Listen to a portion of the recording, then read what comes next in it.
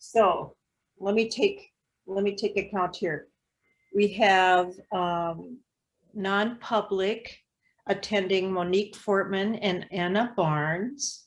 Members, we have Jennifer Johnson, Sue Smith, Tori. Oh, Matt is joining us. He's a staff person with the Bitterroot. Rosalie is here, John, Terry, Nathan, India, and John. And John, can you hear us? His picture is there. All right. With that, we're going to start. I did hear from Linda. She's unable to join us, and I have not heard from Dave Beatty. So with that, I'll remind everybody that if you have a conflict of interest with any agenda item, that you need to state that now. And hearing none, we're going to move on. And I introduced the non-public folks. There's John. Good morning, John. Good morning. Can you hear me? Yes, very nicely. Thank you. All right. So item 3, non-public participants. Are there any comments on agenda items not on the agenda? Not for me. All right. Hearing none, we're going to move on. Do I have a motion to approve the minutes from our April 2021 meeting? Sue, yay. Do I have a second? Second. Nathan, thank you. All those approving signify by saying aye. Aye. Aye. Opposed, same sign. All right, motion carries. All right, any public comment on the April minutes? Weren't they riveting? Not a public, but a private one. Graduation was fun and flawless. It was just a fabulous event. Yes, I think we need to celebrate it a little bit today in our meeting because it was beautiful. All right. Any public comment? Oh, we already did that. No public comment on the minutes. All right. Director's report. We got that late last night, I think. At least it was in time to read. So with that, do we have any questions on the director's reports or comments? Yes, Jennifer. So the only thing is on the first paragraph. I think it was registration began about 1 month later last year, and the fall semester started about 2 weeks earlier, not later. Okay. Yeah, because I was like, wow, if that would, yeah, that would have been great. Yeah, I remember that. Yeah.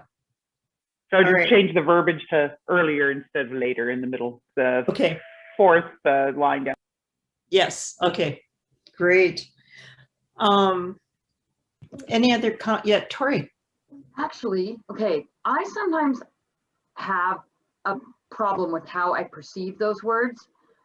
So let me just make sure, because from my reading, now that I'm just looking at it, because I thought about this last night too. So, however, compared to last year, so last year, registration began 1 month. Okay, got it.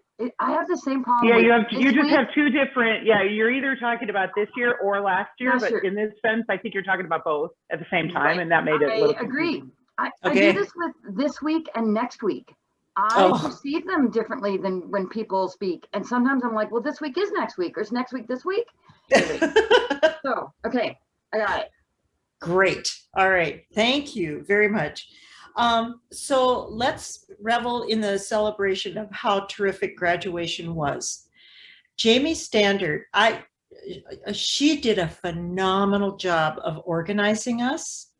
And I loved the layout where the council members are facing the staff, and faculty rather, is facing students, because that's the big relationship. I thought that just felt so differently. And then council members and dignitaries being able to see the students clearly, that setup was just perfect. I loved that the 2020 class showed up. A lot of them showed up.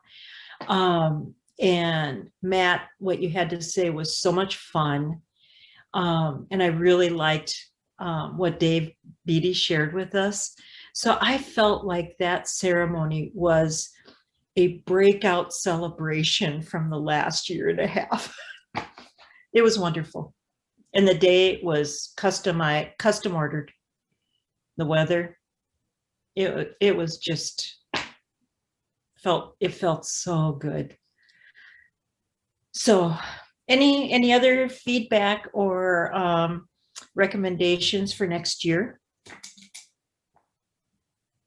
think speaking as somebody who is graduating, it was also perfect. I'm just gonna bolster what you already said, Candy, but it was really truly a delight. It was so great to see everybody, and it was like the first event I think a lot of us had been to where you could sort of socialize and see one another, and it was beautiful. So it was great to see all of you. Oh, so neat. And I felt like afterwards that people hung around chatting for a long time out on the lawn and stuff and reconnecting, and yeah. I think I was there until it was just a few of us left standing, and I went, wait, where did everybody go? Because it was just this whirlwind of, hi, it's so good to see, hi, it's so good to see you, and then trying to keep track of, but it was great. It was awesome. Oh, that's neat. John, as the first time being at our graduation, what did you think? It was very beautiful having it at the Daily Mansion, and very intimate setting, and you had great speakers, and I love the culture, the connection between especially between the staff and board members and the students. So I noticed that right away. Good, great. So so we just need to do the same thing next year, right? Have it be as celebratory as it was this year. Just keep on keeping on. And I want, as long as they spell my name right. Did we put 2 L's in it? What did we do? There was an H in there, but it just gives me license to give Jamie crap for cover. Well, you are from the University of Indiana, right? Yeah, and then the gown company sent me a University of Indiana gown. It was a great lesson in rolling with the punches. That's wonderful. Oh, that's wonderful. All right. That was a Hoosier for the day, right? Yeah. Oh yeah. Funny. Okay. Any other comments or questions on the director's report? Hearing none. Lyda, I think you keep disappearing from my screen. Are you still with us? Okay. Oh, your name just disappears. Okay. All right. Okay, with that, any public comment on the director's report? Jennifer. Sorry, the one thing I just wanted to make sure everybody was aware of, this morning, the Board of Regents did decide to go ahead and litigate HB 102. So that was unanimously voted to do that. So that's going forward. Great. Oh, that is great. Now, I don't know if that's going to give any kind of formidable stay of execution necessarily, but we'll see. We'll see what ends up happening. I mean, they have to discuss it with the lawyers to, other council members to see, but we'll see. Hopefully it does. And Tori, would you characterize the group pursuing litigation as a companion group or just another group that is litigating other bills also? Can you speak to that a little bit? Yes, it does look like there's a second group so the regents will litigate. Well, they're looking for judicial review, which isn't exactly litigation, but at least it should stall things, and then we can see if the courts feel that this is it's legislative overreach or not. There's a second group that looks like it's going to litigate on behalf of HB 102 and several other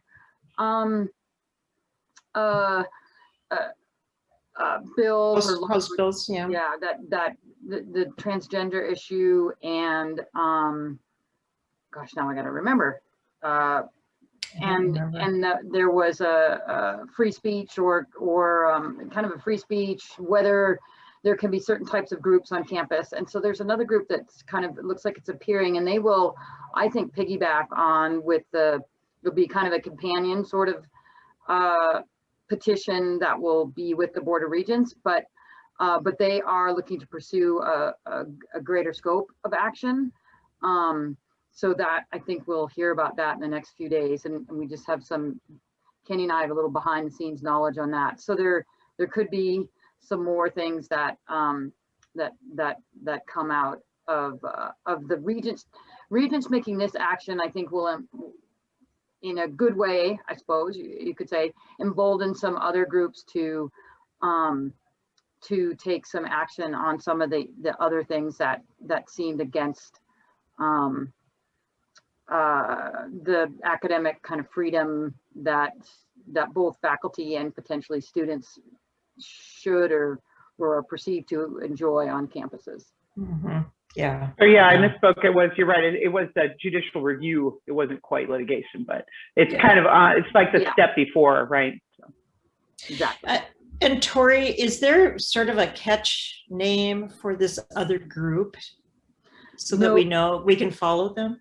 Candy, they're not public yet, so Okay. I think we need to wait and see what they do. Okay. But I think that you'll see them crop up after something's filed by the regents. Great. Okay. All right. Other comments on the director's report or questions? Yes, Tori.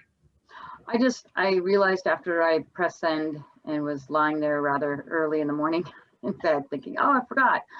The other thing that is a big thing was that the Montana University System health guidelines for COVID were sunsetted on May 17th on Monday. And so we no longer are requiring masks. We're starting to put classrooms back together with respect to social distancing and thinking about those things. We are encouraging masks for people that are not vaccinated, and in general, there are definitely safety advantages to wearing masks or health advantages to wearing masks for anyone. So that's welcomed as people want to do that. But we did rescind, I think the most, kind of the most visible marker of this or symbol of this all is that we did rescind the mask requirement on Monday with the sunsetting of the guidelines.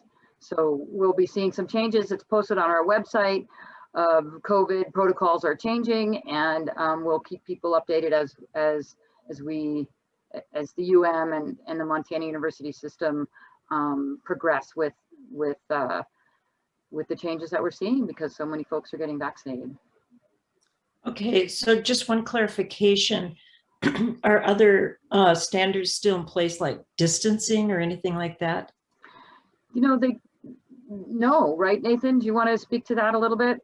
Unless I've misunderstood it, but go ahead. They aren't. Yeah, the guidelines that have been in place for the last year have been rescinded. So it's business as usual. Yes, there are a couple of exceptions to that. One is international travel is still suspended for CDC level 4 countries and discouraged for level 3. I think it's still one of the big restrictions in place, as COVID is kind of exploding in other countries. So that's probably the biggest restraint still that's current. Okay. Okay. This is Elida. So I was reading an article the other day talking about the multiple universities that are mandating COVID-19 vaccine for students to be able to return to face-to-face sessions on campus. Is there any indication that the U of M is going to go in that direction? It's likely not, given guidance from the legislature and the governor. However, there is encouragement from OCHI and other sources to have various incentives for getting vaccinated. Other MUS institutions have offered, gift cards to Town Pump or other places, and I think we have kind of plans in the works for that for early fall. Good. Okay, Right. that sure makes sense. Montana is definitely an odd man out in our approach, the legislative approach to immunizations. In any event, just to let you all know, all those revised CDC guidelines in no way, shape, or form apply to healthcare settings. So masking is still required, as is distancing and hand hygiene upon entry, et cetera, if you come to the hospital and any other healthcare setting. Those are still required, okay? Good to know. All right. Okay. May I ask a question of Elida? Yeah. Yes. So Elida, and this is, I can call you about this later, but maybe I could just plant the seed in your head. Is that some of the other MUS units are looking to have some vaccination kind of drives at the beginning of their fall semesters to get students vaccinated. Just, that, as Nathan was saying, as Nathan was saying, different ways to encourage people to get vaccinated. But if we actually had, vaccine kind of a drive here, would that be anything that the hospital might consider doing in conjunction with the Bitterroot College, or is that something that would be kind of even too complicated to start to plant that seed about? Oh, we absolutely would. We did some outreach the last couple of weeks when the Pfizer vaccine was extended to 12 to 15-year-olds. We've done multiple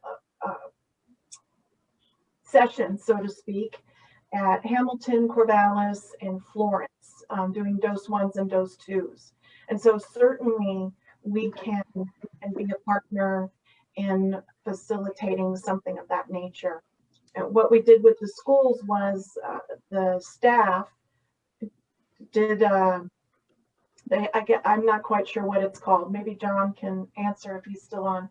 I guess they send this blast message out to all the parents, and then people called the school staff, and then the school staff scheduled a student, and we were scheduling 5 students every 5 minutes, and provide the staff in conjunction with the staff that the schools were able to provide if they were.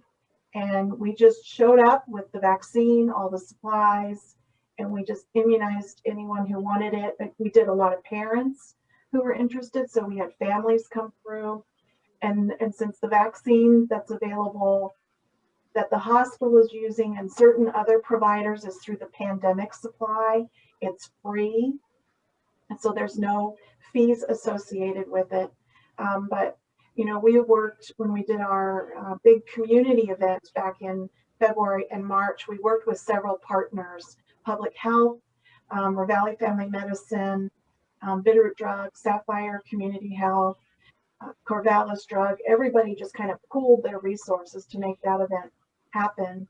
But as time has gone by, the demand has waned, and so we certainly don't need to have something of that large a scale. But yes, we've done several outreach events with schools and would be happy to assist with things of that nature. I'll mention it. Pete Dunn is our outreach director, and he is probably the person who could help coordinate things, something of that nature. So I'll pass your inquiry on to him. Okay. Thank you so much. Great, excellent. Sue. Can I ask a question of Elida? I was talking to a young person and, you know, it's hard to tell if she was under 18 or just over 18. I wasn't sure. But I asked her if she was going to get vaccinated and she said she didn't have insurance. And so are they covered or not? They are. So you do have to be mindful of who you get the vaccine from. So the pharmacies are now receiving COVID-19 vaccines through the federal retail pharmacy program. And the pharmacies are able to charge an administration fee. So to both Medicare, Medicaid, and commercial insurances. But anybody else, if you receive your vaccine through the pandemic supply, we cannot charge for it. It is 100% free. And so I would encourage her to, if you go to ravalli.us, that is the county website, and you click on the COVID-19 link and it has a whole listing of all the entities in the county who are providing the COVID-19 vaccine. And she just needs to avoid the pharmacies. But like I said, the hospital, Ravalli Family Medicine, Public Health, Sapphire are all utilizing the pandemic supply. And so it is free of charge. Great. Thank you. All right. I believe we're still on the director's report. Any other comments or questions from council members? If not, are public attending? Any questions or comments? Hearing none, we're going to move on. Nato, let's take a little time check here. You have about a half an hour left that you're able to attend? Okay, because we really also need you for nomination of new council members. And a little bit of background. First of all, Elida, we cannot say enough about how valuable your contribution has been to our council. It has just been phenomenal. So let's do a Zoom celebration for Elida. We're waving our hands at you and clapping, okay? We just really have valued you as a member. So we understand why you're moving on, because you're going to take even better care of us in your new role. And as such, then, John Grant stepped up to the plate to seek out some potential replacement members, and we sent their resumes and or their application to you last night. There are 2 people. So we need to replace Elida. We do need to replace Rosie. Had the audacity to graduate, and we knew India was going to graduate, but Rosie also graduated. So I think a little bit differently, we'll be trying to pursue some new student replacements. And again, Rosie and India, you are so important to us. You're important to our work collectively and our perspective, very importantly. So we're going to miss you, but you do have a job, and that is to try to seek out others. Terry, did you have a comment? Yes, I do. You know, I've been on the council for a number of years, and back before India and Rosie, maybe even a little bit before that, there were a number of years we did not have student representation. You know, maybe we had the position, but we just didn't have anybody consistently there. And I agree with what Candy said. it is so important to have a student voice on the council, and you guys have brought some great feedback and assistance to us. Mhm. Thank you both. Yay. That's very sweet. We've enjoyed our time here very, very much. And we'll still be around. We're probably going to study in the Bitterroot College room anyway, if that's okay. We'll loiter. But we've put some feelers out as far as student representatives. I want to get on it a little bit more. It's just almost everyone we knew there was graduating with us. So it's just a matter of, reintegrating ourselves and finding some other great students for y'all. You know, and I think working with Jamie and Mary is another resource because they encounter everyone. And the other thing I was going to say to Rosie in India is that once you have some months under your belt with your next educational endeavor, you're going to have a different perspective. And what we really need to know from you is, as you look back on your Bitterroot College experience, telling us what you think we should do differently or what we should add to our menu of support. So that'll be really important. Okay. Sure, whatever you need. All right. Whatever you need. All right. So John, do you want to speak to our two candidates and make a proposal as to, Tori, did you have a question? Oh, okay. John, do you want to speak to our two candidates and lead us in this next part? It was a little bit difficult because of the interim status of everything to attract the general public to the nature of our situation. Of the two candidates, I think if one looks at the applications, I think we see that there is a more important connection to be made in the choice we have here.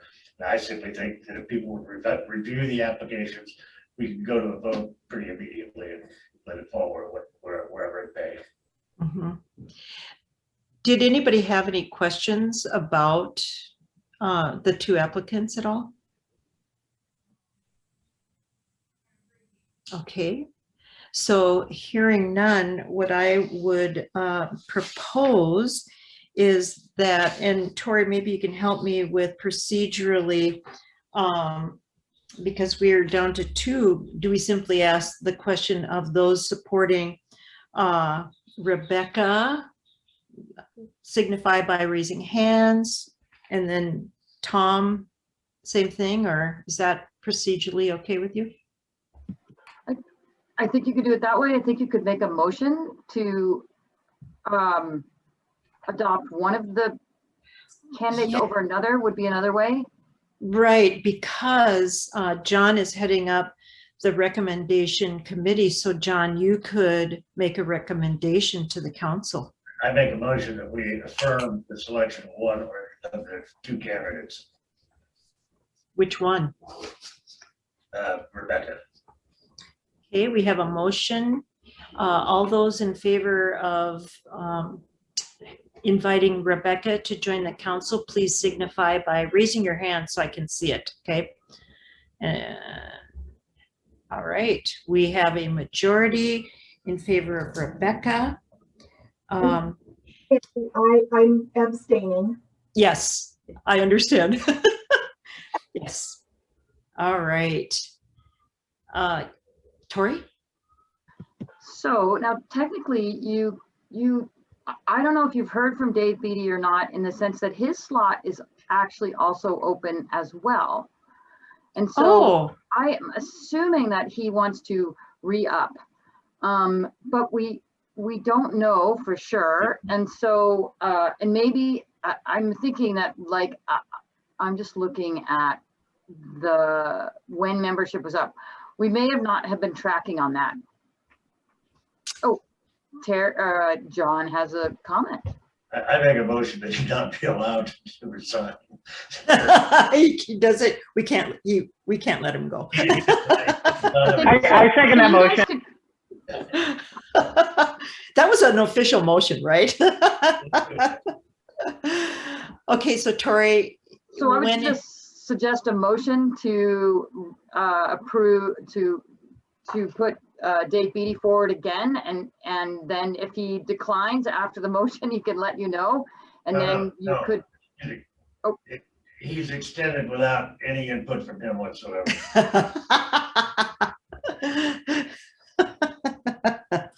Okay, so to replace Elida, what I'm hearing is the council unanimously supports the nomination of Rebecca for that position. Any opposed to that? I'm not opposed. I just have a question though. We got the application form for Thomas Nelson, but I did not see her application form. That was my faux pas. Elida had been working with trying to identify someone from the hospital for a long time, and she identified Rebecca. And then because Rebecca sent an extensive resume, she asked, does she have to fill out the application? And I said no. So I think procedurally we can have her do that, but she supplied more information than even our application asks for. So I just had her send that. Okay. So, all right. Hearing none, we are going to invite Rebecca to join us, and I will do that by giving her a call. Okay. Or John, as the head of the committee, would you like to call her? No, Candy, I'd be happy to let you go. Okay. All right. I will call her. And then I will reach out to Dave to encourage him and or threaten him to re-up because he's just been so impactful. And if he does not, is the council in favor of us approaching Thomas? Or do you want to reopen? Can't hear you. Can't hear you, John. Yep, I'm doing that just as we speak. So Okay. Okay. All right. Great. Okay. Well, This is Elida. yes. Rebecca goes by Becky. Oh, good to know. CI. Okay. BE. Great. Thank you, Elida. I'll give her a call. Okay. With that, so we are done with the nomination of new members. What I would propose at this time is that we give Nathan an opportunity for his update because he has another meeting to attend. So with that, Nathan. Thank you. Couple of updates. We continue to focus most strongly on yield of new students and retention of continuing students. And happy to report that summer enrollments are about where they were last year for the university, which is a great thing given that last year we offered heavy waivers or large waivers for students to encourage attendance. So without the waivers, we still have about the same enrollment, which I think speaks to the fact many students, I think, stopped out and took a break during COVID, and they're wanting to get back and continue their education. Of course, there are other students who have been working hard and need a break, so there's some of those as well. But yes, throughout the summer, yield and retention for the fall is a huge focus. We also have our position, the Associate Vice Provost for Innovation and Online Learning. That position's kind of priority application date has passed, and the search committee is reviewing applicants for that. We got over 50 applicants and excited possibilities there. That person will not only be focusing on continuing the growth of online programs, but also new learner initiatives in the community with corporate partnerships and lifelong learning and other kind of micro-credentials, badges, just kind of broadening the spectrum beyond traditional students for the university.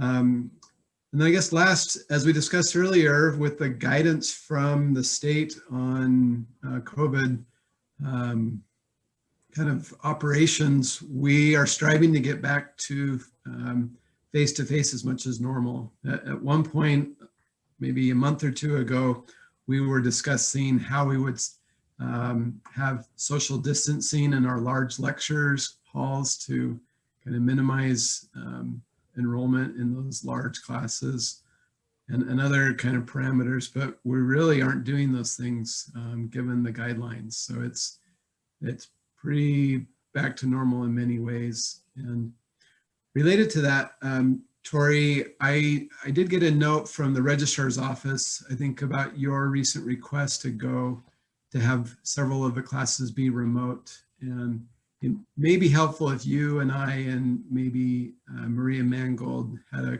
phone call about that, just to talk through various aspects of that. Because I understand kind of the challenges of kind of the mixed audiences. And I don't know, for those classes, Tori, do you have a sense for kind of the proportions of like face-to-face students versus those you think would be zooming in from various locations?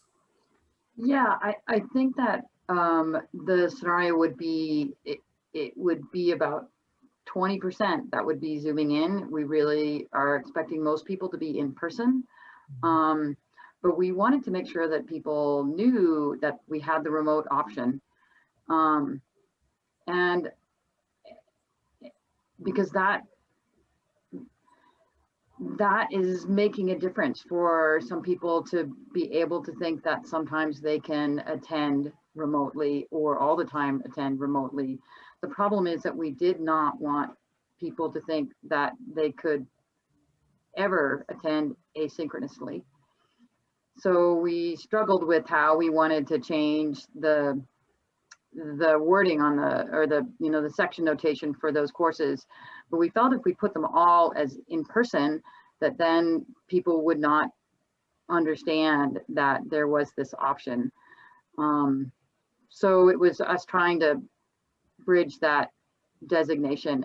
And also, I will have to say that there being a fee, if it's put as blended or hybrid, when most of our students, we think will be really doing it in person or remotely and not doing this asynchronous option, it was just hard to force that fee on our students. So that's where we went with it, was to put them up as remote. It's not actually what we would like to do. I wish there was an option that said courses offered in person or synchronously remotely, and that there was no fee for that. But that just wasn't a direction that looked like the registrar wanted to go. So that's what we've done. So that's what we hope to do. I'm searching for a descriptor of what you're talking about, and it sounds like synchronous Zooming option, synchronous remote, which I would think for students with disabilities and health challenges should be a legitimate option. And it sounds like there is a slot that could really apply. Plus, I was thinking from our last meeting, when Kirk Lacey was doing his work in looking at the 2-year programs and trying to partner those programs, and when a 2-year program might have a very unique offering, so perhaps an in-person nurse training option for BC that somebody from Butte might want to attend via Zoom participation synchronously, seems like a really reasonable request or a path.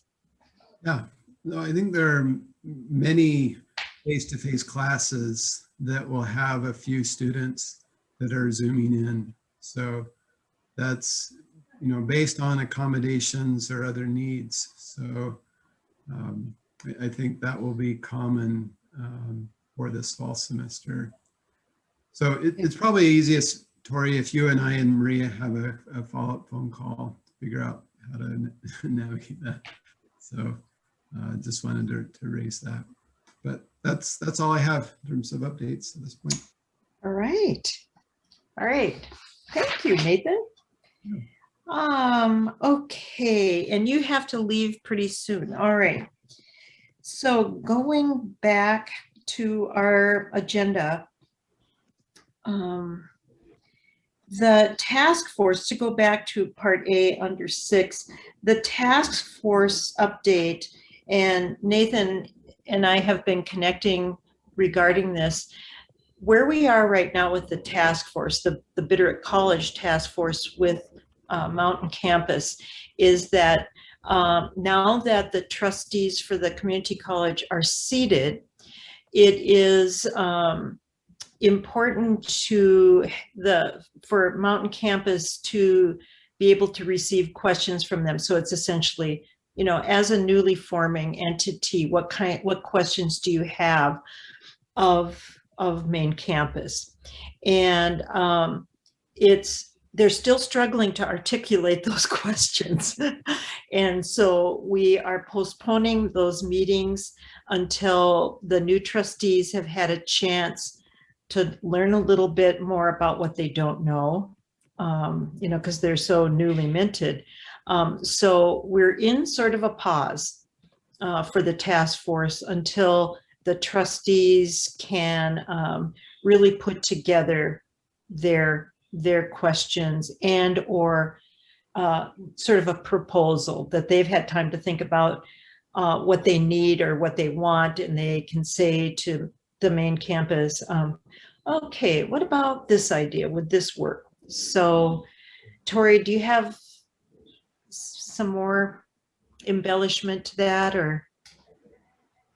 I confess, I was chatting with Matt and I missed the lead to what you were talking about. I'm sorry. Talking about, I don't have an assertive discipline whiteboard here, so I can't call you out. No. Just talking about the task force and the trustees having some time to articulate their thoughts. They're really, so they were just seated last week. So giving them some time to articulate what their questions of main campus might be and or some proposals. So we're in sort of this pause until they have time to do that. And Nathan, I had a question for you. Is that okay with Reed that we're sort of delayed in getting back to him? I've given him that update. I think both he and the President Bodner, want to know kind of next steps.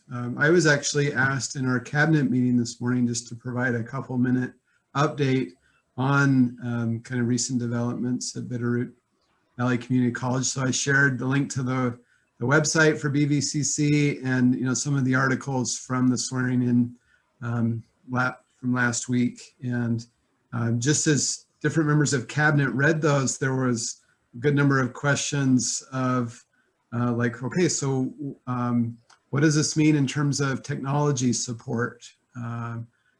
Zach Rossmiller, our CIO, was wondering, are there still going to be shared agreements? And Cindy Williams, our foundation person, was asking about, well, what is the timeline of when BVCC will be its own entity so I can alert my foundation board type of thing. So down the line for various sectors, there are questions of shared services or how are we transitioning?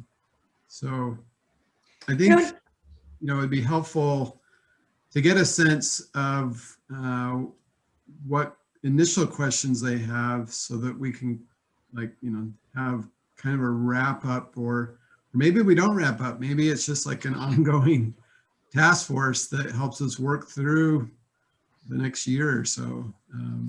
But I do think that Provost would like kind of update report next month. Okay. Nathan, could you just make a really quick email list of those items that the cabinet queried about? Because that might spur some reflections for the trustees. So if you could just email Tori and me, I think that will become sort of a fertilizer for what some things they need to think about. Well, I didn't record the chat, unfortunately, so I'll do my best to. Yeah, just stuff you remember. Yep. Okay, we'd really appreciate that. Alrighty. All right, and I noticed Dave Beatty has joined us. Welcome, Dave. Hello. We did a unanimous vote while you were before you were able to join us. And are you curious about what that vote was at all? My pointer is hanging over the leave button right now. So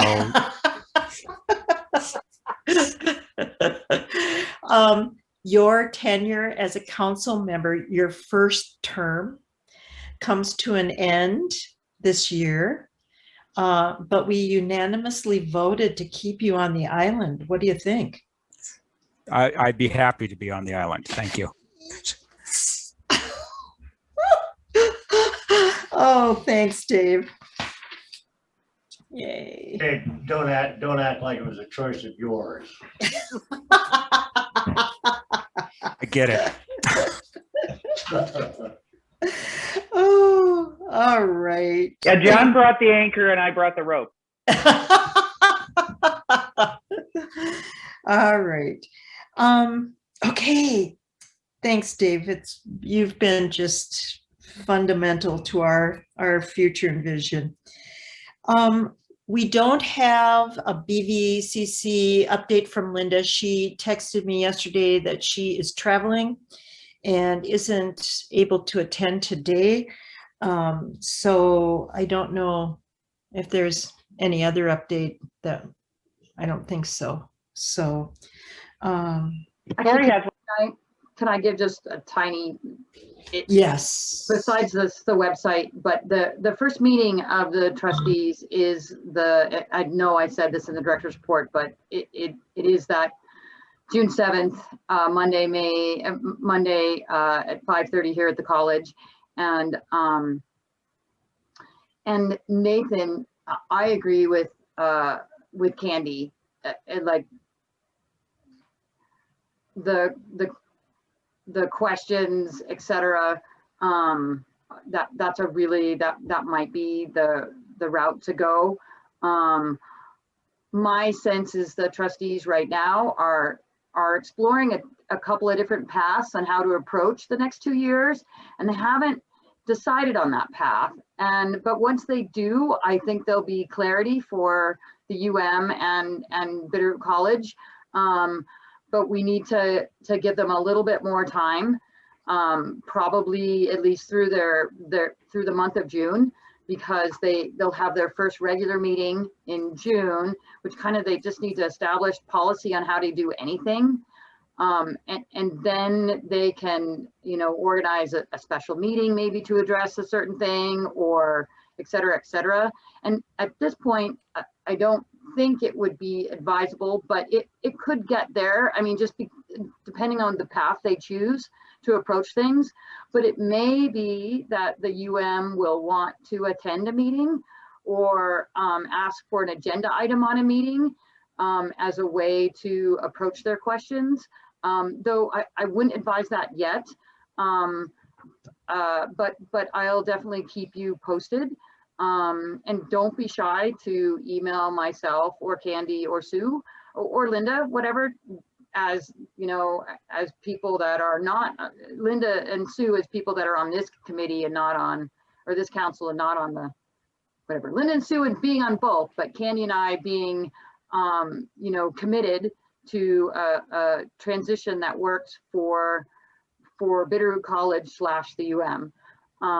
So at any rate, I don't know if that gave you any insights, but a little bit. It's not a stall tactic. It's a get our ducks in a row tactic. And I think that they're trying to understand what all the questions are, or at least a universe of them. And whatever they want to handle this in a way that's a win-win, but instead of whatever, it just takes a little longer in order that they feel comfortable in the approach. Does that help? Yep. Is that too hedgy?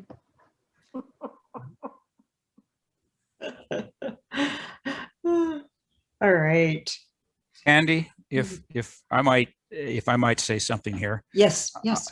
So the trustees caught me at their swearing in ceremony and asked me if I would talk to them about the funding formula for community colleges, which is down the road, but it's important for them to understand in order to, understand their budgeting. Now, I haven't heard back from them, but I'm presuming that they want me to make that kind of presentation. So I'm going to go forward and do that. And I agree with Victoria. I think that we have to have a little bit of patience right now with respect to the trustees as they get their feet on the ground and get themselves organized. It's one thing to be trustees elect and kind of watching a process go forward, not knowing whether or not that we're going to get an affirmative vote from the legislature. So I'm cautiously optimistic. I know that the trustees, all have their hearts in the right place, and I think as they get organized, they'll start seeing the scope of this project that they have before them, and some of it's strategic.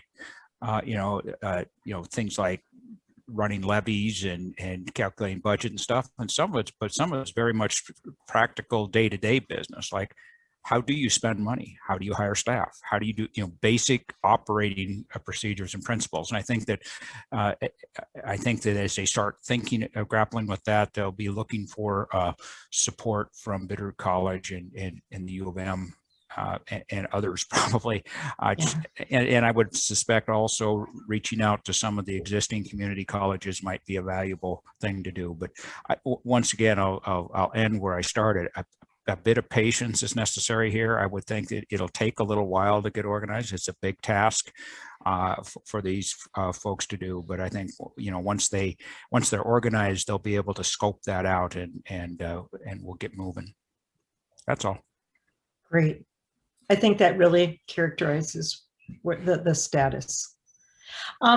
Okay, Wendy would like to make a comment and she has to leave. So I'm going to insert a moment here for Wendy for public comment.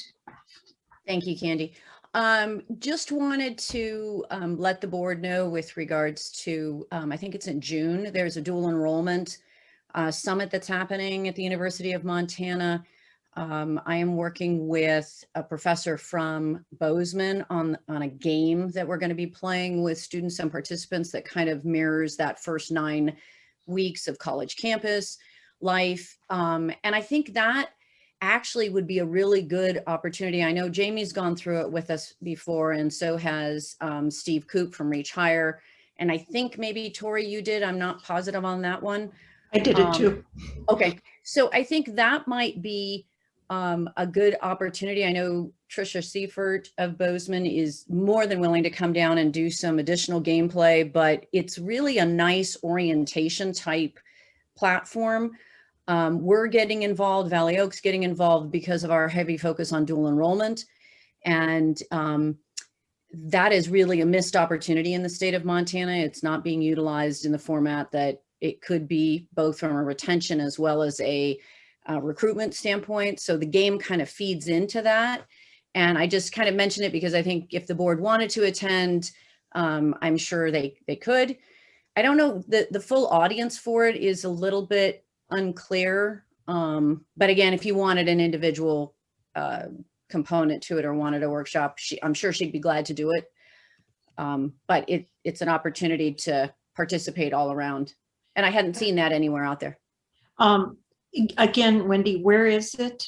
So the summit is going to be online. It's just a It's called a Dual Enrollment Summit. Jordan Okay. Patterson's heading it up at the UM, but it's going to have people present from many different platforms. Okay. Nathan, maybe you can address that more, but I think that's the venue there's- for it. We'll have several keynote speakers and a range of different workshops. I think the attendance is, wanted to say about 80 people right now. Oh, So pretty exciting. oh, good. Because I Okay. think that also, and I don't know if they're still accepting, presenters, because they're going to have some breakout rooms and different things. But I think also just the visibility of the Bitterroot College being at that. I'm anticipating probably most people in that 80 are local, although they may not be. I'm not sure on that. But I think that would be a good opportunity to just kind of learn in the dual enrollment side of things. And I wanted to just very briefly read you 2 sentences from a student, because this exemplifies the need for dual enrollment. And she says, this is a student who's a 4.0, has never taken dual enrollment, is literally scared to death to go to college. She is fully enrolled in the UM, does not have a full ride and should. And here's her opening statement. My entire life has been a tornado of challenges. The tornado surrounding me, for it seems as though the tornado's only goal is to rip success and happiness right out from under my feet, including an incarcerated dad, no finances, and no support. Dual enrollment allows a student like that to gain access to an understanding of what this next phase will be. And the Bitterroot College is very, very primely situated in that, if we can get students onto that college campus, not sitting in a high school, taking a class that's spread out over 9 months, but in the Bitterroot College to meet with, Kayla and some of these other professors, Jennifer, who are just awesome. That kind of integration of a student prior to college gives them the security to go, I can be successful, not just a piece of paper that says I have a 4.0 and I'm going to be there. So just my 2 cents. Great. Sorry. I know as I talk about this, I've literally had my hands slapped multiple times about this isn't something I'm supposed to be talking about, but this is Valley Oak's main thing that we really focus on. We think it's just really needed, and we've got to get that discussion better out there. So Okay. All right. thank you. Sorry about that. Yeah. Yeah. Oh, no, not a problem. Thanks, Wendy. Okay. Is there any other public comment or any other comments on the agenda status we find ourselves on? Hearing none, we're going to move on to part 7, any announcements or documents received. This includes new grandchildren, marriages, engagements, new houses, a lot of fun things in life.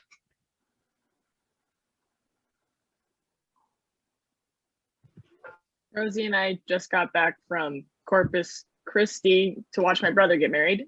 So that's marriage. Was it beautiful? It was very small. They did nothing traditionally, which is actually kind of nice. We just found a spot on the beach and their friend married them, and it was romantic. It was really, really lovely.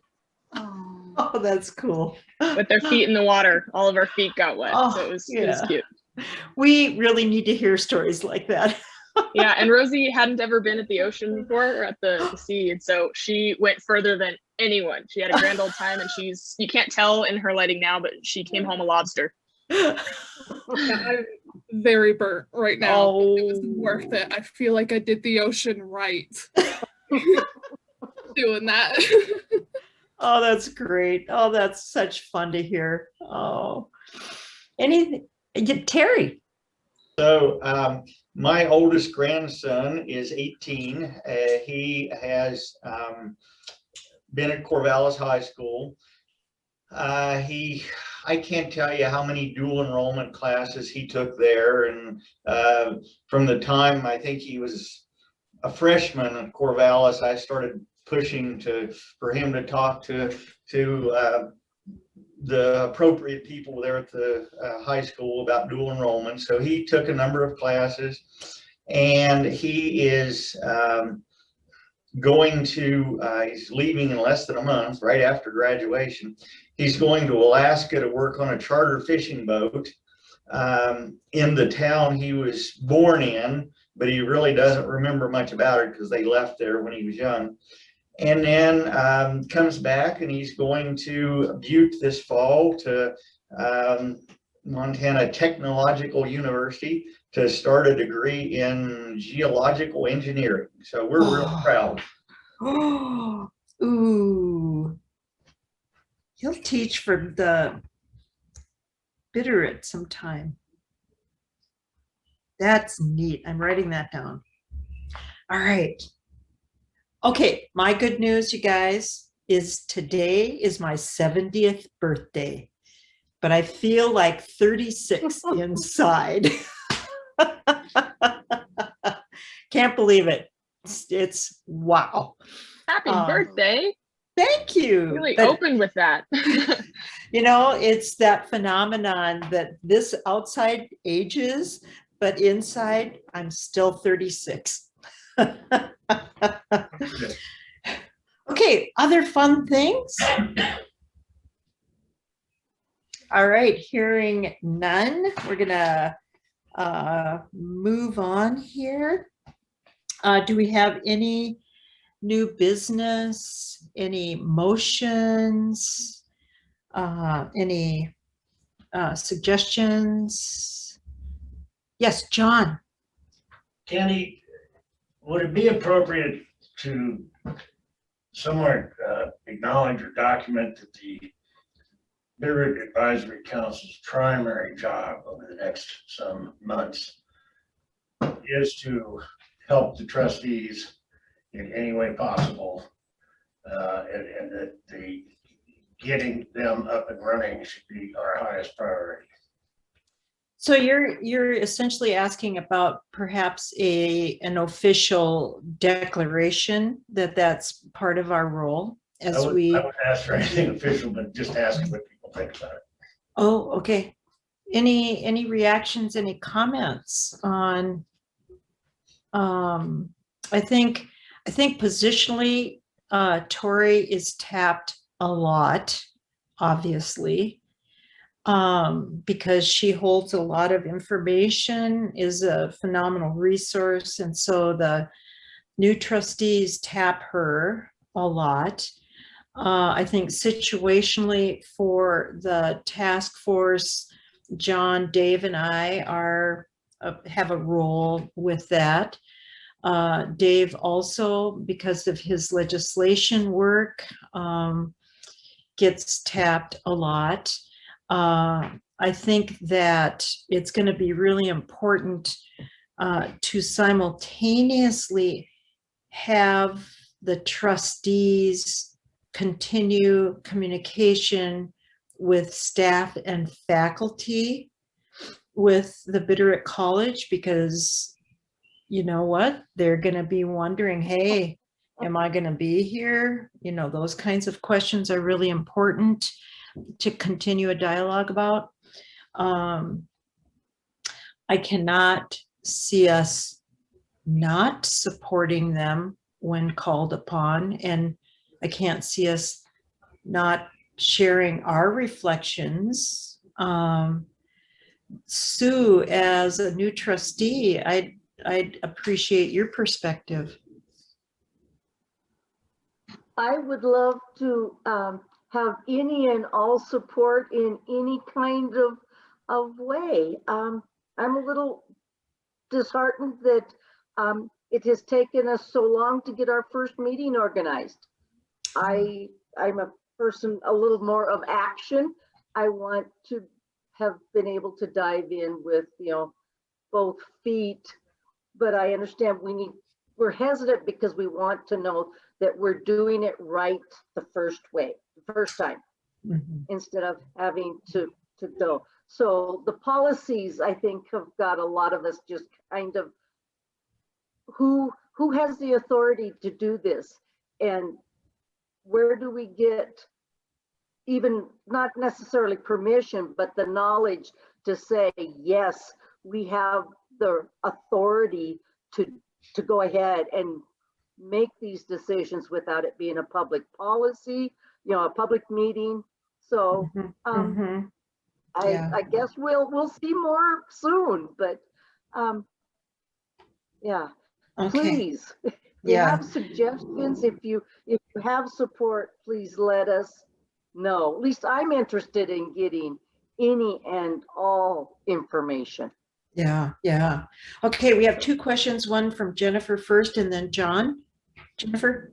So what I would suggest is maybe with having the BVCC update as our line item, like on we have on 6C, that we have like on a regular part of our regular agenda, have a line item where we can talk about our responses to those updates and maybe what we feel we could contribute to that as a group.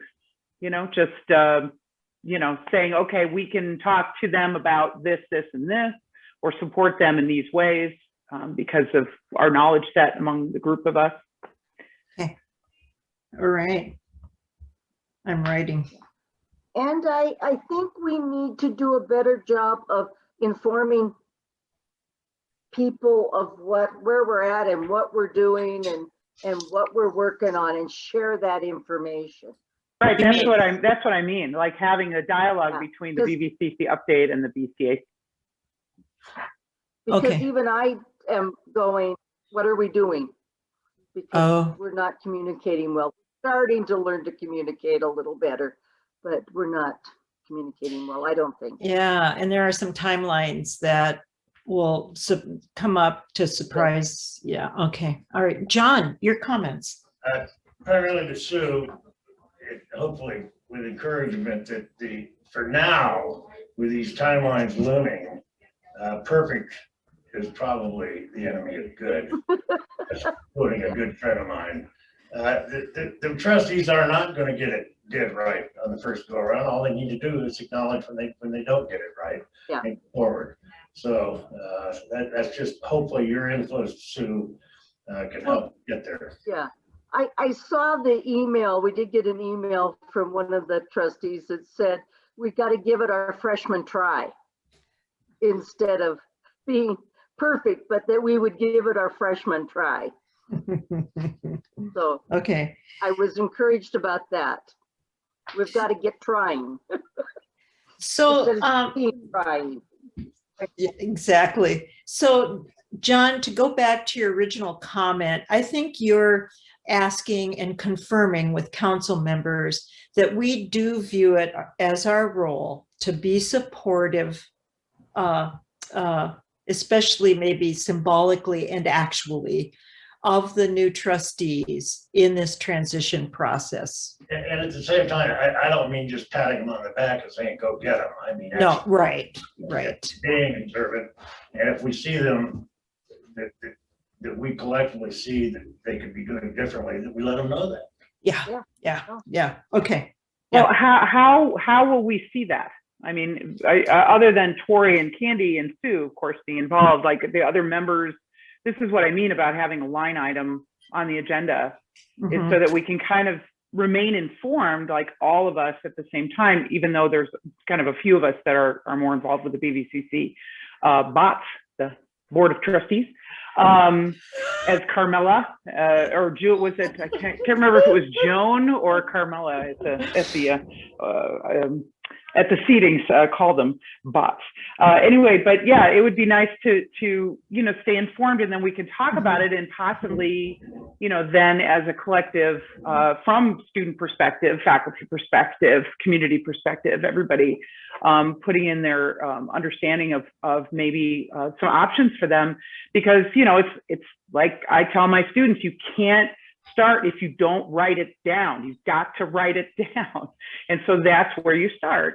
And so then if something gets written down, then, maybe we can interact and help them if they go, we don't know how to do this, or what is the appropriate steps to have the best outcome for this particular, item. You know, and I neglected, I didn't think of asking Linda because she couldn't attend today. I should have asked her just procedurally, hey, do you have an update to share that I can share with the council? So just even doing that routinely, I think will help. Okay, any other comments? Yeah, Tori. I was just thinking, just as we're talking about this, is that it's great that we have Sue and Linda on, be able to attend, you know, these meetings. I think that it would be good if perhaps we made an effort to attend their meetings. And so either as individuals or, you know, I know I will certainly try to, you know, always go. But I think I would encourage staff or faculty or other council members to go. I think that then when there are potentially moments where the public can give comment, if there's things, that knowledge that you guys have that you can share, that I would imagine it would be welcome. Yeah, I wasn't sure if we could attend, if that was allowed. They're public meetings. They're public but now, meetings. now they're public meetings. Okay, so the first one is June 7th at 5:30, and that's at the Bitterroot College. Okay, cool. And Tori, and I'd like to add, if anybody has a comment about something, if you can come directly to me and address me with your your concern or your comment, and I'm not sure I can do anything with it, but I could at least know it, understand it, and then try to pass it on or attend to it or do something with it. Yes. Dave. You know, I think what we should be shooting for in the near term here is to form some sort of a joint working group between this committee or the college and the trustees. Because it's one thing to have general discussions at meetings. It's another thing to get down and actually work out how this transition is going to work out. So I think that will help. You know, that's a good way to be organized.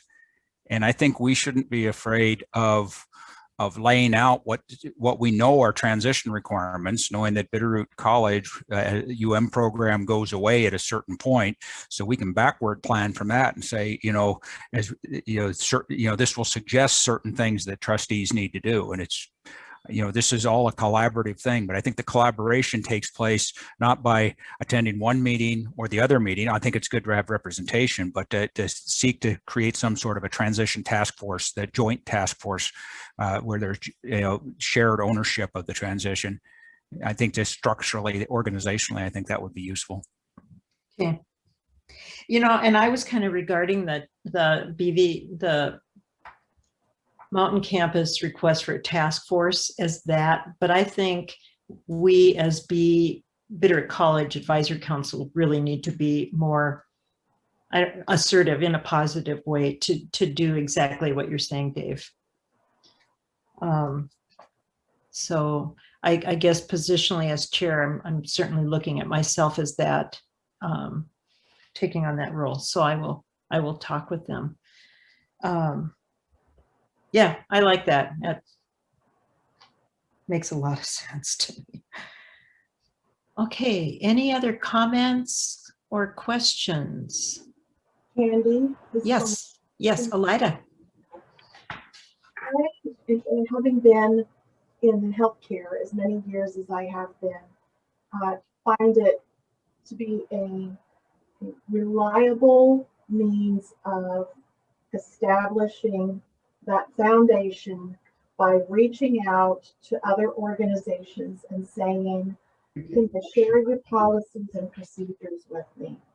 And I think that there are a lot of other two-year colleges that may have some of that foundational policy and procedure information available for the trustees to just, it's just a piece of familiarizing themselves with, yes, their roles, their responsibilities. But I mean, that has to be public information. Oh, for sure. I'm just thinking, oh my gosh, we don't have to start from scratch. They don't have to start from scratch. Right. And, I'm a firm believer in in borrowing, if at all possible, just so that I don't have to create things from scratch. So those are Yes, absolutely. Yes, yes, yes. Don't reinvent the wheel right from the beginning. All right. Any other comments and or announcements and or motions? I will soon ask for the adjournment motion. I did want to let the council know, because I'm going to ask if Tori can stay on the Zoom call for one more minute. I am going to join the college in the interview process to replace Hannah Gimple. So I just wanted you to know that I will represent the advisory council in that process. So I need to hold on to Tori for a minute after this meeting. I tell you, if you get a chance to say thank you, thank you, thank you to Hannah, she's been extraordinary, an unbelievable contributor to the college, and we hate to see her go, but she's going to still work with the UM. So that's good. All right. Any further business? Anything unmentioned? Any great jokes? I'm spending time with 5, 7, and 9-year-olds, so I have a lot of corny jokes if you're interested. Keep them to yourself. I was in the 3rd grade too. As far as I got. Okay, do I have a motion for adjournment? Oh, pick me. I move, we adjourn. And Terry, do I have a second? I second. Oh, wait, Terry, Dave seconded. All those in favor signify by saying aye.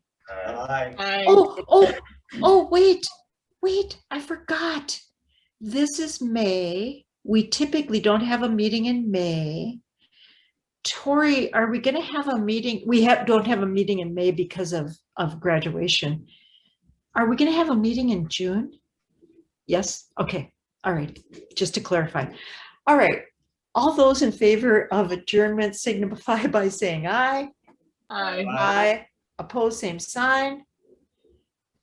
Happy trails. See you all in June.